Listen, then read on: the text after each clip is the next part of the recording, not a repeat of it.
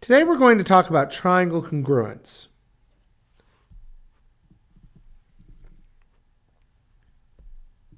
Geometric figures are congruent if they are the same size and shape. So corresponding angles and corresponding sides are in the same position in polygons with an equal number of sides. So basically, we have different sides that are the corresponding sides to another figure. So if we have two triangles, we can say, oh, AB corresponds to DE. Two polygons are congruent if their corresponding angles and corresponding sides are congruent. Therefore, the triangles that are the same size and shape are congruent because, once again, same size, same angles, it's going to be a congruent triangle. So, let's talk about triangle congruence. The question becomes, if you look at these two triangles right here, are they congruent? And you might go, I'm not sure, I can't tell. But the answer is, if you see something that looks like this and I say, are they congruent? Or any teacher says, are these shapes congruent? And they're not giving you rulers and giving you protractors and things to measure, then the answer is no, they are not congruent. So the question is, how do we make them congruent? And it's by adding these.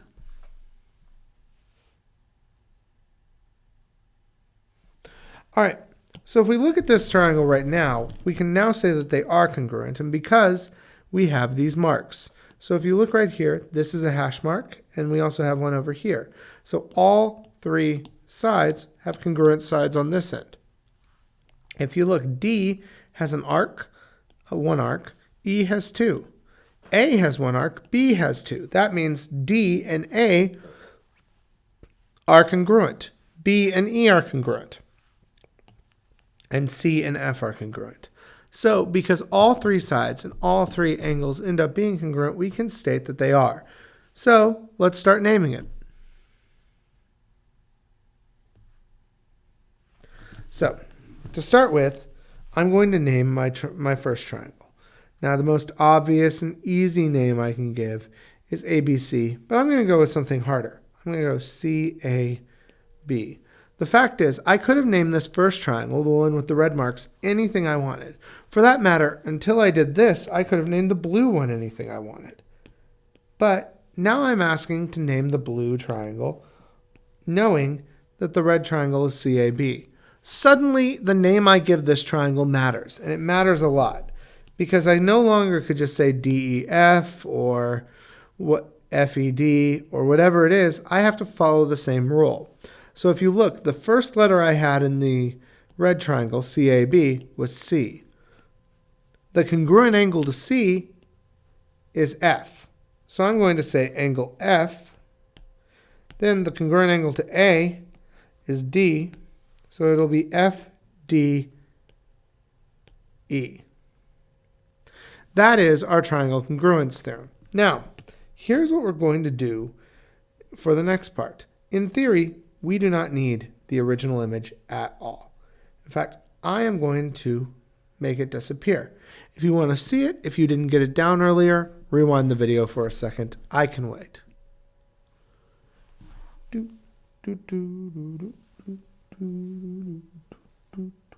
Oh, good, you're back. So let's start with discussing our angles. So I'm going to start with angle A because it is the first letter of the alphabet. So if I said angle A, I actually can figure out through this name what angle A is congruent to. Notice A is the second angle that we have right here. That means it will be congruent to the second one on FDE, meaning it will be congruent to angle D. If you go back to the original image, you would discover angle A and angle D were the two that both had one mark, which means it works. Now let's do another one. Angle B is congruent to, okay, B is the third, meaning E. And finally, angle C is congruent to, let's see, C was my first, F. But we don't just know, based off of this name, that the angles are congruent. if I say that it's congruent, all the angles and all the sides have to be congruent. So what we're going to do now is I'm going to start with wrong color. Line AB. So if I look, AB in this case is our second and our third letter in the name CAB. So I'm going to go to FDE and look for my second and third letter, meaning AB is congruent to DE. CA is going to be congruent to, let's see, CA are our first two letters, meaning FD. And finally, we have CB.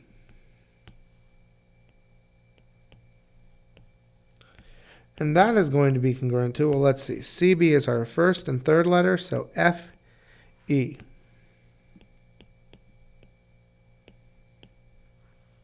And there we go. That's our triangle congruence rule.